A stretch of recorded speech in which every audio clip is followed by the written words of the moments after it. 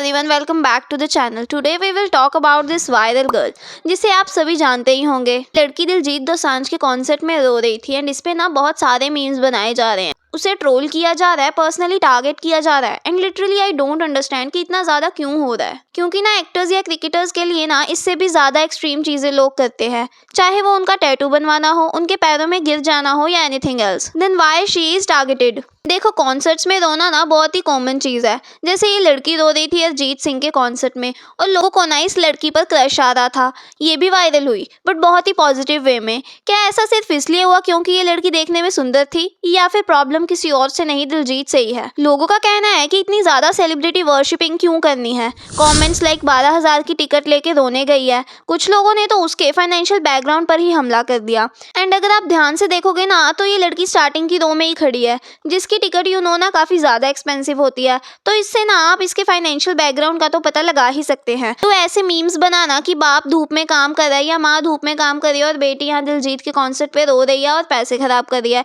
ये बिल्कुल ही बकवास है। एंड रही बात रोने की, तो हो सकता है उसकी कोई पर्सनल मेमोरी हिट हो गई हो, या उसका ब्रेकअप हुआ हो, या फिर कोई और ही बात हो, या फिर उसे किसी ऐसे की याद आ गई हो जो अब इस दुनिया में है ही नहीं, या हो सकता है कि वो दिलजीत की ही डाई हार्ट फैन हो।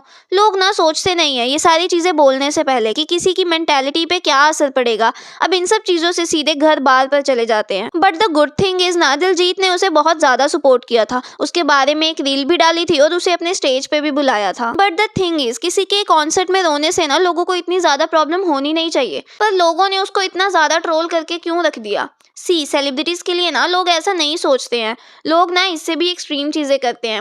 SRK और अमिताभ बच्चन जैसे स्टार्स के घर के बाहर भीड़ लगाना हो, सेलिब्रिटीज के फेस का परमानेंट टैटू बनवाना हो, या फिर उनका मंदिर ही बना देना हो, ऐसी बहुत सारी चीजें होती हैं। इन सब चीजों के सामने ना कॉन्सर्ट में रोना काफी छोटी सी चीज है। तो क्या ये हेट उस लड़की के लिए मिल रही है या फिर दिलजीत के लिए? तो आपको क्या लगता है कॉमेंट्स में जरूर बताना and thank you for watching.